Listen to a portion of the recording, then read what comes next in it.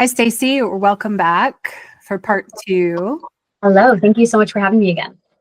This is our conversation related to fitness and exercise in the pregnancy and postpartum times.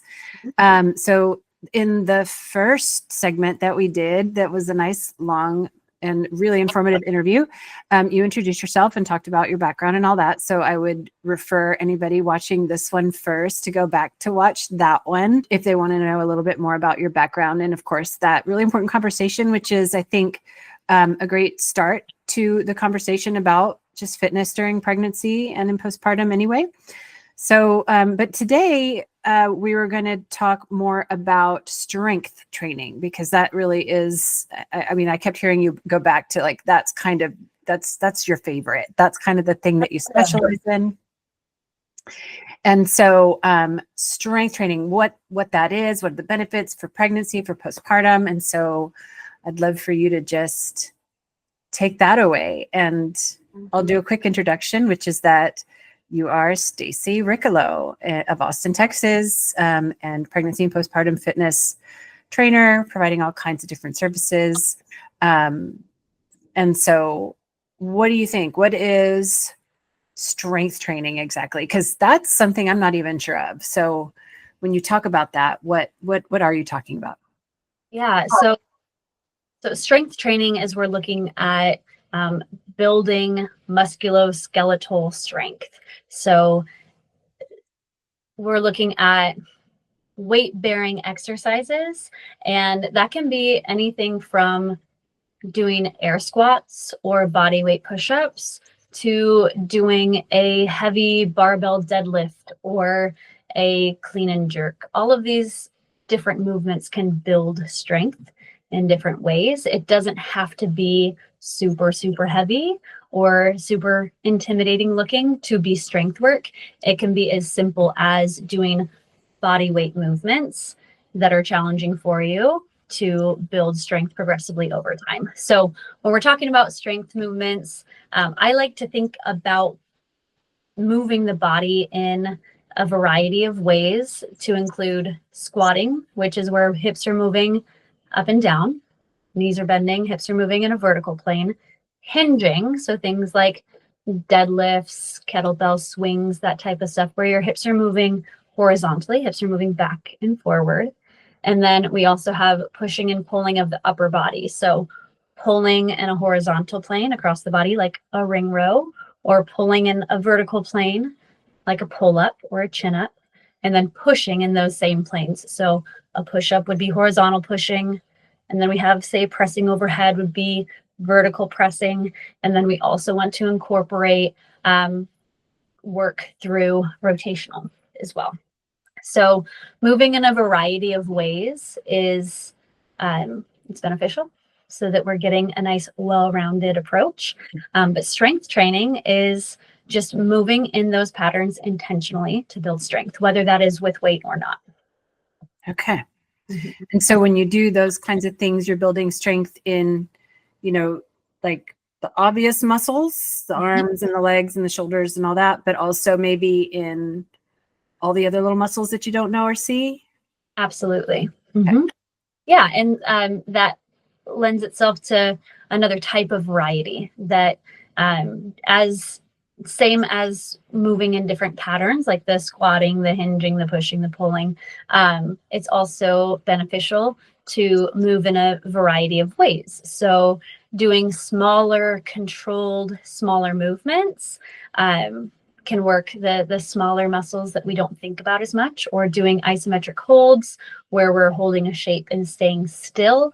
That's another form of strength training. It's not just about the big movements. We also like the little ones. Okay. So just out of curiosity, because you've been helping me with this lately, I do push-ups on like my hands are on a table, and I do push-ups like that because that's what I can do. Rock and roll. That's strength training. Am I strength training? Hell yes, you are. Okay. All right. So I can say I do strength training. I didn't know that. You can. Thank you. Okay. So in pregnancy, what are the benefits of this strength training? So the benefits of strength training in pregnancy are going to be quite similar to the benefits that we see outside of strength training as well, and that we're going to build stronger musculature. We're going to have an improvement in our bone density. So women specifically struggle with osteoporosis, osteopenia, and these are conditions where our bone mineral density is decreased. And strength training or weight-bearing exercises are one of the most effective ways to build strong bones. So growing up, we heard, make sure you drink your milk, get your calcium for your strong bones. Love that too. But now my message is make sure we're doing our resistance exercise for our strong bones, because I want all of the women in my life and the world to not have osteoporosis, osteopenia issues in our older years. I don't want anyone to have to worry about breaking a hip, because it's not an enjoyable path. So resistance exercise, strength training is how we build strong bones. And it's also beneficial for building strength and muscular endurance for your journey through pregnancy, your recovery postpartum, and your labor. Are people at an increased risk for losing some bone density during pregnancy? That's a good question. I'm certain that there is hard data that we could find on this if we look into it. My guess, my hypothesis would be absolutely. In our last episode, we talked a bit about the body's propensity to prioritize the baby. And that is true in energy and in nutrients, micronutrients specifically. So yeah, nutrient deficiencies can contribute to decreased bone density. Yeah. And women are at a higher risk of experiencing nutrient deficiencies during pregnancy because they have a higher demand because the baby needs them. So my guess is yes. I don't actually know for certain, but we can find out. That was my guess too. That's why I asked, because I know that there are a lot of mineral deficiencies that are more common during pregnancy. Mm-hmm. And some of those, I mean, calcium, magnesium, vitamin D, you hear about these kinds of mineral deficiencies, that iron. And so I wondered how that might affect bone density. So, okay. But either way, it's important to do strength training. Yeah. And how about in postpartum? So pregnancy, and how about in the postpartum period, which just means, after you give birth, you're now postpartum. Mm-hmm. Some things might be harder at that point, but are there still some benefits to doing some kind of strength training? Yeah, absolutely. And the postpartum season after having baby is a topic all on its own as well. So we can dive into that one as well to get into all the details of it. But speaking generally, strength training postpartum, yes. Main priority postpartum being recovery and healing and taking time and easing back into things. So the beauty of strength training throughout pregnancy is that we are setting a strong foundation to build from postpartum. But first and foremost, priority postpartum is healing, recovering, and easing back into things. So, okay. Makes sense. Mm. All right. And so do you have some examples of what you like to do with folks who are pregnant and then postpartum? As far as strength training goes, I mean, when, I asked you that question about the tabletop push-ups, because I don't have a gym membership, and in my head, strength training means I'm in a gym doing things that look really intimidating and that I don't understand. With people in spandex and who have big muscles. And so, but that's not necessarily the only strength training that people can do. And so I just kind of want to know what you think as far as some people who are very comfortable with that. Great. Can they still do that during pregnancy, postpartum? And then maybe people who are a little new to this, how would you incorporate it? Yeah, so obviously that's quite a range of different levels of what people are looking for. I would say if you're someone who is I want to do what I can at home, I'm not about that spandex, sweaty, lots of people everywhere experience, then absolutely what you're doing at home is great. The tabletop push-ups, air squats. I would recommend getting some sort of something that allows you to pull. That usually means like some sort of like TRX or some sort of strap that you can hook on your door frame or something. So you might need to get a few things to kind of fill in the gaps, but there is a lot that you can do at home. And it doesn't need to be one set thing. Like we talked about in the last episode too, that there's not one perfect way to do exercise during pregnancy. There's also not one perfect or right way to do strength training. It can be whatever works best for you. So I would say if you're just starting out, I would choose movements in each of the patterns that we just talked about, the squatting, hinging, the pushing, and the pulling. And then I would say do like 3 rounds of 5 to 10 of each of those and rest in between. So you could split them up on different days. You don't have to do every single squat, hinge, push, pull every single day. But when I help someone write a really basic program, I take those movements in the rotational and I split them up on different days. And then I break them out and I say like, okay, this day we're going to do 3 rounds of this squat and this pull. And then the next day we're going to do 3 rounds of this hinge and this press. So if you're starting at home and you would like it to be, you want to do a well-rounded strength program, but you want to make it up, I would say choose those patterns, start with a set number, and then over the weeks, either add a couple more reps each time, or you could start to add weight. And it could be as simple as this week, I'm going to hold my water bottle while I do it. So that's one way to do it. There's also, there's some good online programs that are well-rounded. I would love to throw one out off the top of my head that I know that's on the internet that's good. I know Sohee Fit. She's on Instagram. Sohee is Sohee. She's got some good stuff out there. But generally, as far as like starting to do it independently, it can be as simple as that at home. As far as the pregnancy component goes, what I work with my clients on and what I recommend for people in their strength work is that we start with what I call the core breath. And it's learning to breathe in 360 degrees, an expansive breath, and then learning how to find the pelvic floor contraction on your exhale. If you are lifting or doing strength training through your pregnancy, that would be my recommended starting point, is connecting to the breath and starting to learn the pelvic floor. And then starting to pay attention to how that translates into the other movements that you're doing. How are you breathing while you're moving? Are you experiencing any pelvic heaviness or any interesting sensation down in that region while you're doing things? And if you are, we maybe want to make it a little bit easier. But we can get more into that as well. But as far as just getting started, I would say move in a variety of ways. Keep it simple. Let yourself rest. You don't have to just go until you're dying. Just do what you can do. And then over the weeks, do more.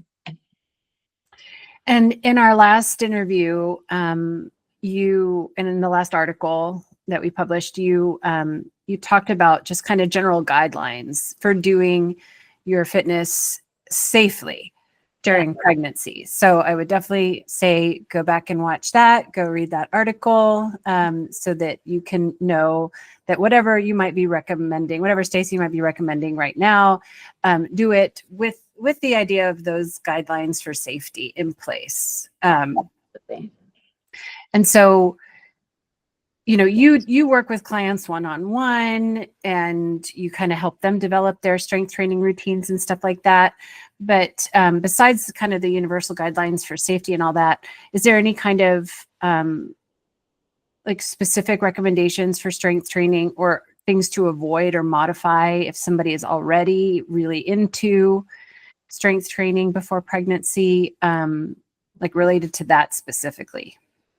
Yeah. So for someone who's already really into it, I would say, yes, referring back to the first video that we did would be really great for a more thorough understanding of this. But generally speaking, I would recommend pulling down a bit on your percentages during your pregnancy and moving with weights that you can move smoothly and with sound technique. It's not a time to be pushing for maxes, PRs, higher numbers, but you can definitely keep lifting and keep moving in the ways that you love. But I would say decrease the load and move with percentages that you can move efficiently and safely, that you feel confident with the weight on the bar. And then my next thing would be, like we referred to before, about any sensations of pelvic heaviness or how you're breathing. One big thing is that we don't want to be holding our breath, particularly while we're lifting. We don't want to be doing that anyway, for the record, across the board.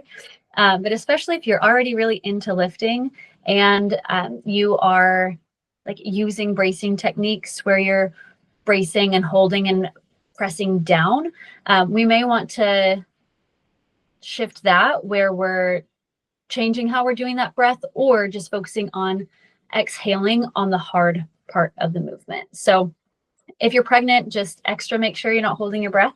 If you're doing a lot of lifting, decrease the percentages into ranges that you feel confident and smooth in. And yeah, when in doubt, exhale on hard. When you're doing more powerful and explosive stuff, hitting that exhale can be an effective way to just ensure that you're not holding and bracing and creating downward pressure more than is ideal. Because if you do bad things to your pelvic floor later on, you pay. Right? you pee every time you sneeze or laugh too hard or cough or move. Yeah, exactly. And it's one of those where, like, I never want to tell women, like, not to do something that they love doing, because there's ways we can modify it. But definitely during pregnancy is a time to be, I recommend being very willing to modify and to dial it back and to enjoy the movement, but to shift the perspective of, especially if you're really active, really love lifting, and really love pushing your limits, shifting and being proud of yourself and excited that you're, like, still doing the activity, but not pushing the end range of your capacity. That it's just more beneficial in your long run to take it lighter, move within what your pelvic floor can handle, and you'll be glad that you did it later. Yeah. And celebrate that you can still do it, like you said, but you can still do it while growing a person and a new organ at the same time, and trying to fight off all the effects of that new organ. And so, yeah, it's a big deal to be able to do it at all, but maybe not the time to, like you said, max out. Exactly. Yeah. And another thing that I remind my clients too is it's not forever. It's a season. Yeah. And there will be other seasons to max again and push again. And yeah, that it's okay. It's temporary. This too shall pass. Yes. Yeah. That is so true. It's hard to imagine it sometimes when you're in it, but yes. Yeah, absolutely. Yeah. Feels like forever. And so how about postpartum? Because like you said, and like I am in complete agreement with you, people in general do not rest nearly enough. We know I know from my own pelvic floor journey after my second baby, and I know from having to visit with the pelvic floor physical therapist for many months after that, and then working with pelvic floor physical therapists in the line of work that I do, that the majority of people will have some kind of consequence in the pelvic floor due to pregnancy and or birth. And so, and a lot of that is preventable, right? So just because most people do have some kind of consequence. Doesn't necessarily mean everybody has to have those consequences. So the kinds of things you're talking about are helping prevent those consequences. But another thing in the postpartum period that can help prevent some of those more long-term consequences is resting.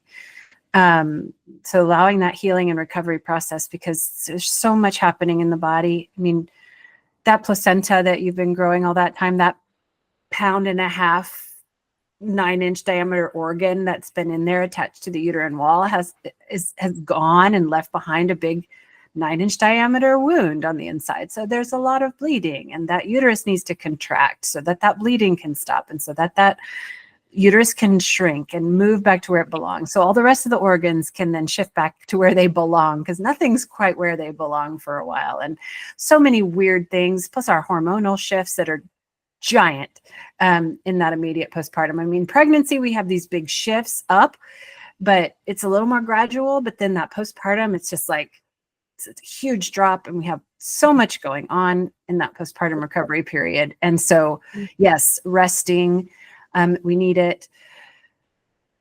But, some people, including myself, I wasn't necessarily like excited to get back into a fitness routine that I didn't have, but I did want to get up, and I did want to do stuff. I felt restless. I felt, like I needed to be doing something. And some of that is, unfortunately, just kind of a cultural expectation that we put on ourselves. Like, oh, if I'm just laying here, I'm not a useful person.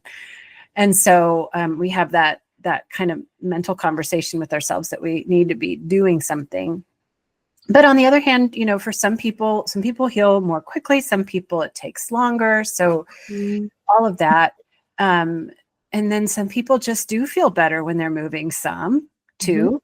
And Absolutely. So when you're getting back into some movement, like what I know, like what pelvic floor physical therapists have told me, and, working with, other kinds of care providers, like I did an interview with an acupuncturist who talks about the sitting month and how to care for somebody during that time. And the doctors and the midwives, all those different recommendations, where I feel like, having had so many of those conversations, at least 2 weeks, right? It's kind of where, if I had to like condense it down to the bare minimum, I hear at least 2 weeks of pretty solid rest. And then after that, there's a lot of variability. What do you do after that point, and how much? And then related to strength training in particular, what do you think?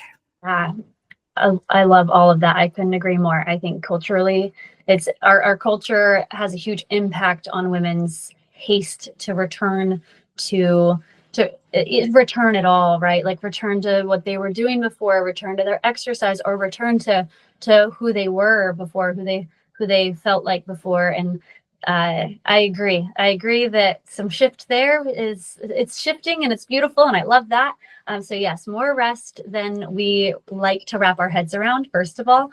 And I think my favorite framing and framework that I like for this season is one that I picked up from doing a podcast interview with Dr. Mandy Milliket out of Canada, who I've had on the podcast a few times. If you listen to the FemSTRONG podcast, she's great. You can look up some of her episodes, but we did one about perinatal exercise and talked about her personal experience and also her professional experience. And I have adopted her framework, which is a 1, 2, 3 approach. And what it is the first week postpartum, after you give birth, the goal is to be horizontal as much as possible. So 1 week in bed, truly straight, chilling as much as you can. And what you talked about with the wound that the placenta leaves, I think that is something we underestimate greatly, that your body is not just healing from the event of labor and that experience, which is massive, but it also is legitimately healing, whether you had tearing or any complications or not. Regardless, you have the wound from the placenta for sure. No matter Everybody. everybody. Cesarean, vaginal birth, right? Exactly. Everybody. Yeah. So even if you are just the toughest baddie chick and your body heals beautifully, love that. That's so good. You still need rest. So 1 week horizontal is the goal. Week number 2, her recommendation is to begin walking about the house. So the first week is as much as you can, having as much help as possible, where even like household things, you're trying to accept as much love and support as is available to you, and request as much love and support as is available to you. And that varies obviously with different people, different support systems, but horizontal is the goal in week 1. Can I put a little disclaimer on that one real quick? Mm-hmm. And this is just, under advisement from an OB that I've talked to, who says like, yes, rest is good. However, one of the big concerns that, a lot of, prenatal and postpartum providers have, including OBs, is blood clots. And so a lot of times people get sent home with the recommendation to do some movement, to do some walking, especially after a cesarean, right? So some kind of even like a movement plan. And so they're hearing that, but then they might also be hearing, but just be horizontal, don't get out of bed that first week. We don't mean don't get out of bed ever, right? You're going to get up to go to the bathroom. You're going to get up to get yourself a glass of water, a cup of tea, 100%. some simple things like that. You don't have to like pee in a bedpan. No, agreed. Thank you for not get out of bed. Yes. Because especially, after a cesarean, a surgery and things like that, but even, when you are being pretty sedentary, immobile for a while, there is a concern for blood clots in your blood vessels. And so that's why, some kind of moving your blood around your body a little bit every day is still a good idea. It just means that most of the time you're horizontal. I love that clarification. Yes, I love it. Yeah. So still about doing the things that you need to do around the house, but really prioritizing the rest in that first week. Yeah. You don't have to vacuum. Yeah, exactly. And you will have the demands of a new baby, of the things that you need to do. So yes, I appreciate that clarification. Thank you so much. So then week 2, you're going into walking around the house more. Now you're walking, now you're moving about more regularly, but you're staying within like your home's perimeter, like your yard, your front yard, your home. You're staying near the home. And then week 3, expanding that out into like walking more like in the neighborhood, going out for a walk with baby. And I like that framework of like week 1, week 2, week 3, because for a lot of the women that I work with who are really like gung ho, like chomping at the bit to go, it gives them a good picture of the slow ease back into things, the slow ease back in pace. And I like that 1, 2, 3 simplify, gives them a good boundary, a good idea for those first few weeks. After that, as far as easing back into doing other things, strength training, yes. Okay. What I start my clients with postpartum is the breath work and the returning to breathing intentionally and activating, working through the pelvic floor and the core, and working on reconnecting to those muscles and building the neuromuscular connection again. So with all of the changes throughout pregnancy, a lot of the stretching that happens to the transverse abdominis, which is the lower abs, the moving of the rectus abdominis to create this separation for belly. There's been a lot of change in tissue length of those parts of your body. And so what can happen, and what does happen, is that the mind muscle connection is kind of, the volume is turned down a little bit. So we start with the intentional breath work and those smaller focused movements to start to dial the volume back up so that that neuromuscular communication starts to come back online a bit, so that pelvic floor and core are invited back into the party, so that as we start doing other things, they are ready to be involved. So what I do is I start women with the breathing, and once that's efficient, and if they've been doing those things through their pregnancy, if they've already learned how to do these smaller exercises and the breathing and the core activation, the pelvic floor tuning in, it makes it easier in terms of the skill of doing those things, so that you're not having to learn how to do it postpartum. So I see great benefit in doing those things throughout pregnancy. Not required, but it's helpful postpartum to have one less thing to try to learn. So that's where I begin.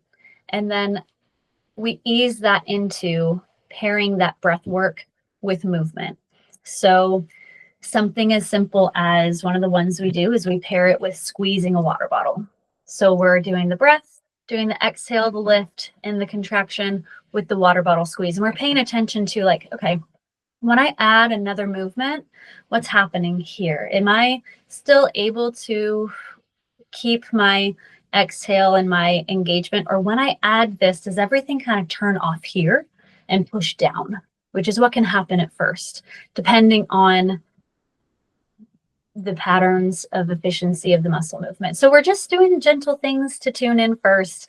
And as the answer is yes, it's all feeling good, as I add in other things, we just progressively make those things a little bit more challenging. And then eventually over time, you don't need to be tuning in as much every single time.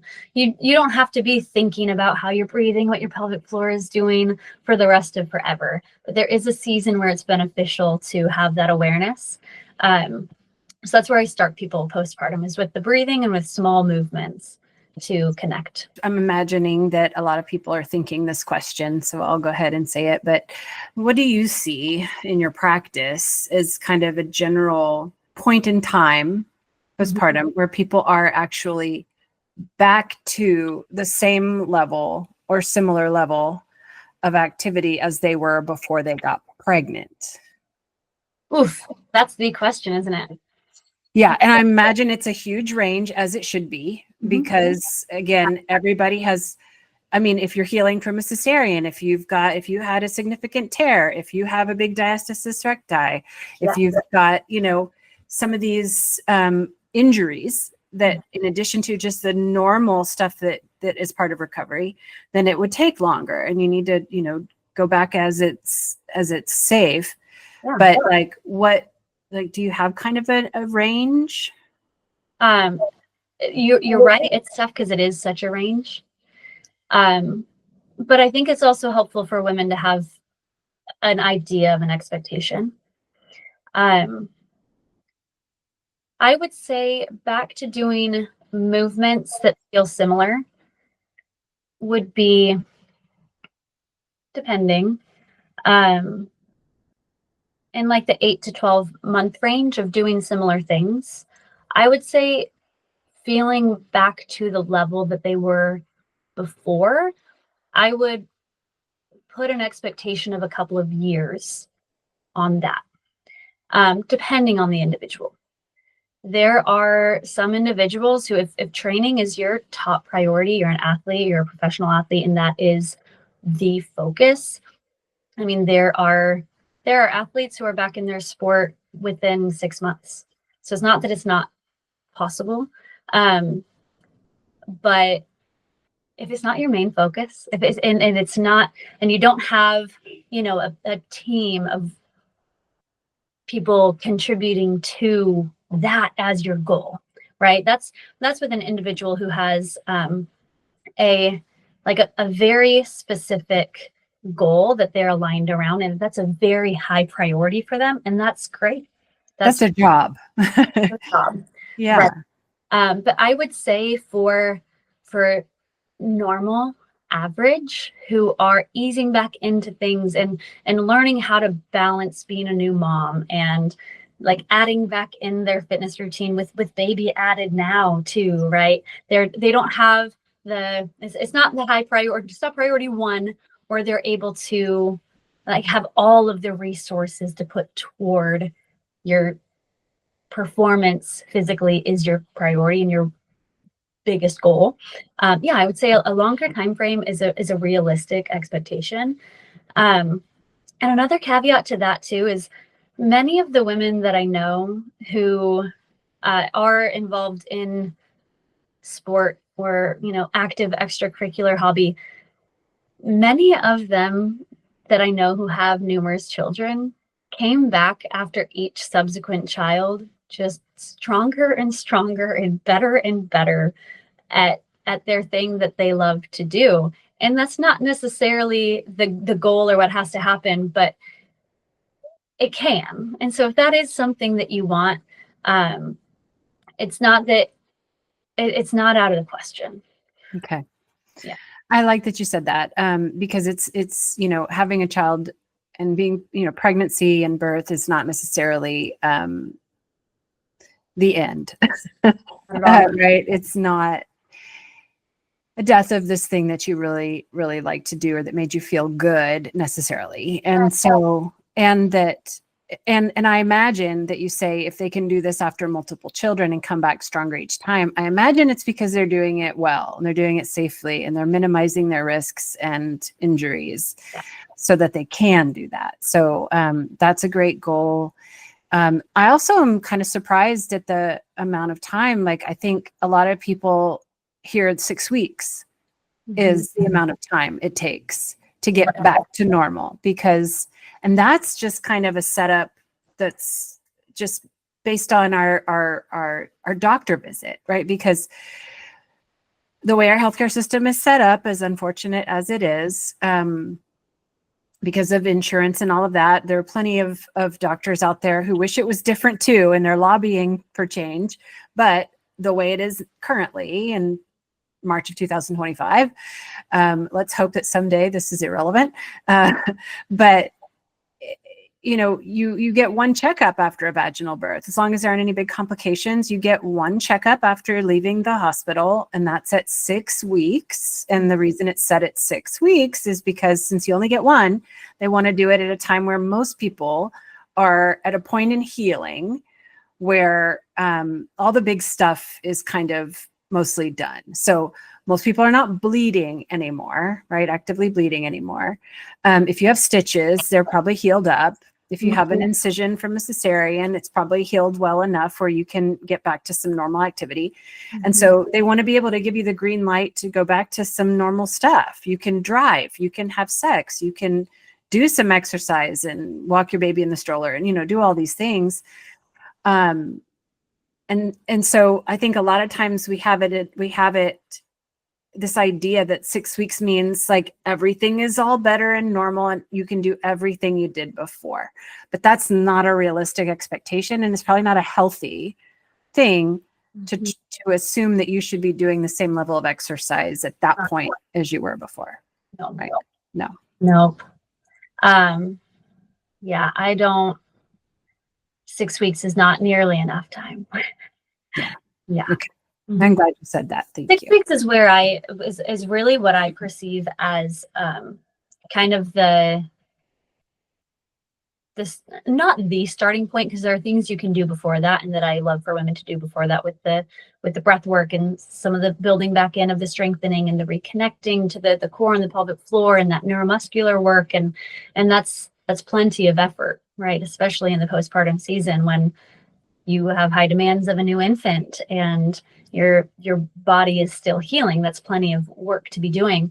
I really perceive week 6 is like the starting line of week 6 is when I start to think like, okay, we can start to like depending on how those other components are going, that's when we start to maybe move back into patterns that are more normal.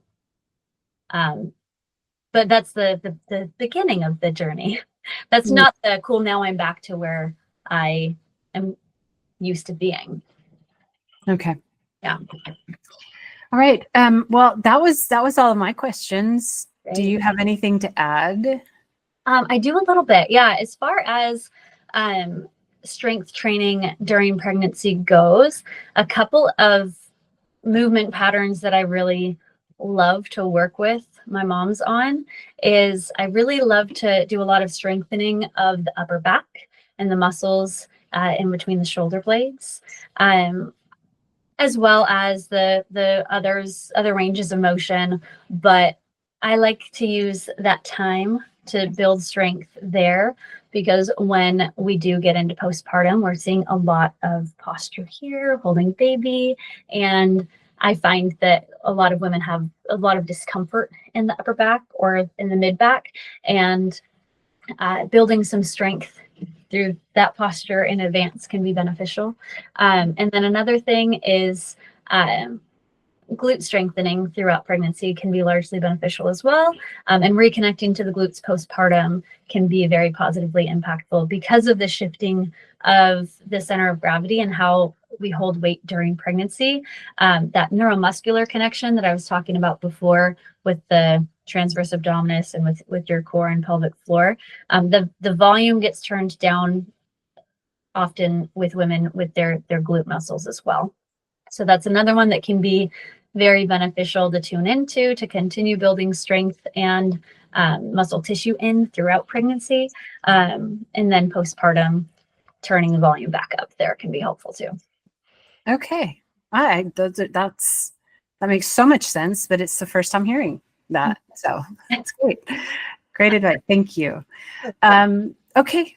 So I appreciate your time so much, Stacey, and we'll talk again. Okay, that sounds good. Thank you so much.